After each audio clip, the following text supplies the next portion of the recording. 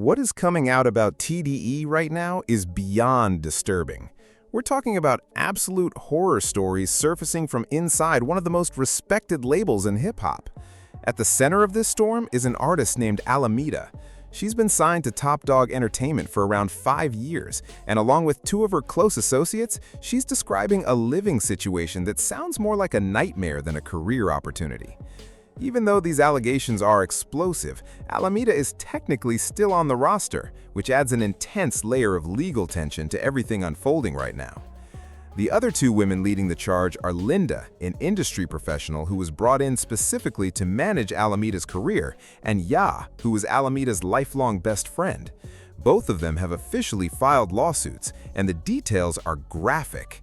This all exploded after Alameda called a high-level meeting with TDE brass. She sat them down and told them directly that she and the women around her were being harassed and abused by the very people the label had put in positions of power over them. She didn't hold back. She told the executives straight up that whenever she reported something, nothing happened. The men in the circle were being protected, while the women were left completely on their own. Alameda alleged that while living in the TDE house, she was consistently targeted by high-profile artists.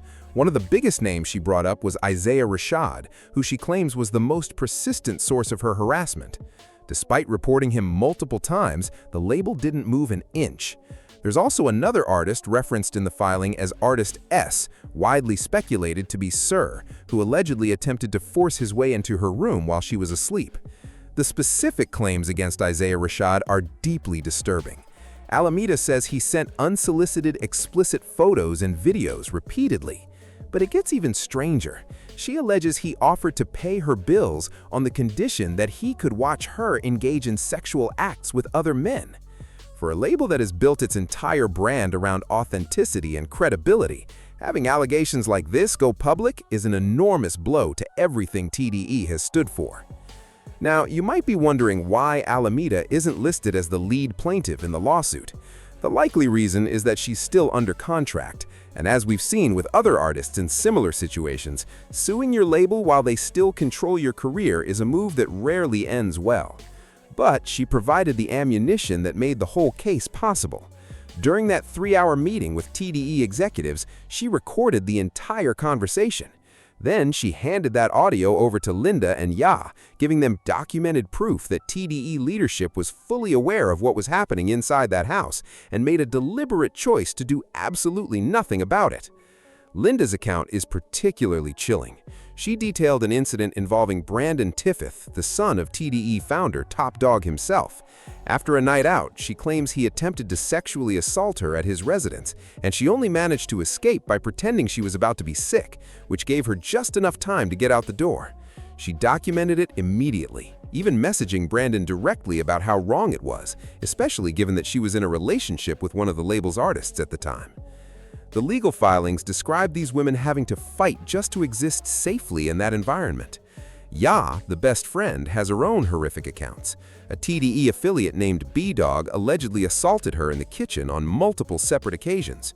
Then there's the situation involving David Harrell, known as H-Wood, who was supposed to drive Ya to a studio session, but he allegedly took a detour to his house, pressured her into drinking, and attempted to force himself on her.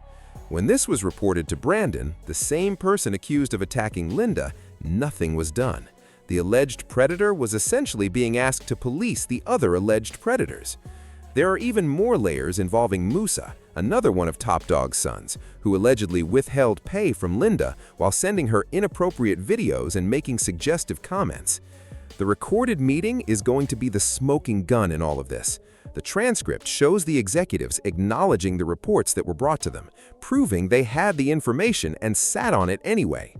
Alameda has since distanced herself publicly, blocking the executives on social media and standing firmly behind her friends. TDE might try to frame this as an attitude problem, but if you were watching your closest friends get targeted while your bosses protected the people doing it, you'd have an attitude too. This is a complete collapse of the family image TDE has carefully projected for decades. It's messy, it's dark, and it's going to get significantly worse once that audio surfaces in a courtroom. Let me know what you think in the comments. Is TDE done after this? TDE. Shout out Top Dog. Currently getting sued for alleged sexual assault and harassment. Yeah, that attorney hit me yesterday. 2 anonymous women have accused TDE employees and executives of sexual harassment and assault. One of the women alleges that Chief Marketing Officer Brandon Tiffith attempted to sleep with her and sexually battered her. That's Junior, though, right? She also accused the label's current president, Musa, of sexual harassment. Okay. Yeah. But she's not anonymous. Her name is like Luna or something, right? Yeah, so basically, the lawyers responded, said there's a clear example of a shakedown lawsuit by Linda Luna and Aya Alteri, who made a demand of $48 million to their attorneys on fabricated claims. $48 million. And whose attorneys are looking for their 10 minutes of fame. There are text messages and communications that totally refute these baseless claims. Additionally, Miss Luna and Miss Alteri were never employees of Top Dog Entertainment. We are confident that we will prevail in this action. Yeah, the attorney hit me yesterday. Her attorney. Her attorney. And what is he saying? Her attorney said, I'll tell you right now, Lily said, Mr. Jones, I'm Shanak, Linda Luna's lawyer in the TDE lawsuit. I read online that you were interested in seeing more information about the allegations. If you give me your email address, I can send you a newly amended complaint we filed yesterday with a great deal more information, including screenshots and transcriptions of conversations. So he sent it. It's interesting that this court case is being played out in the media. I mean, it's a court case. Yeah, he sent it, right? But and when you look at it, it's like, you can tell it's conversation, but it's stuff deleted. Yeah. Right? So I don't know. I mean, I'm still trying to understand the basis of 48 million. I didn't see anything where it was like any like sex or any force or any. Yeah, 48 million is a crazy number.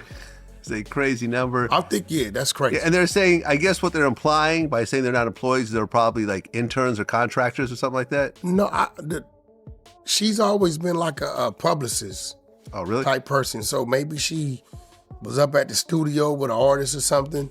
All it's gonna do is just make people tighten up. TDE runs a tight ship. It's gonna make people tighten up. You know how people go at the studio, bring some chicks or whatever. It's just gonna make people, the people that's supposed to be. Studio life is about to get very boring. Right. No girls, no drugs. Bro. No liquor. No liquor. No It's weed. about to get very boring, bro. Yeah. You know that. TDE literally has a $48 million sexual misconduct and doxing lawsuit going on right now with I think her name is Linda Luna and Aya Altari. Nobody wants to speak on it. Nobody wants to talk about it. Punch is pushing it under the rug. And if I go over the lawsuit, which the judge has been very on the two women's side, it talks about them being sexually harassed, sexually assaulted, sexually battered. There's coercion, underage exploitation, unpaid wages, and a toxic work environment. And the suit was amended after TDE's own lawyer purposely doxed these girls and named them publicly when they were Jane Does. And so I think what's really crazy is you've called out the irony in the situation. While TDE's people are obsessing over your sexuality and harassing you, these are like way more serious predatory allegations against their leadership, which are being downplayed and dismissed. So can you please give us your own unfiltered analysis of this suit in your view? Yes, when rumblings of this first came out, I believe I was still at Fig Community World, and we were told, explicitly told, that we could not talk about it, or else we wouldn't be asked to come back, which is like saying you'll get fired if you talk about it. So it was very hush-hush when the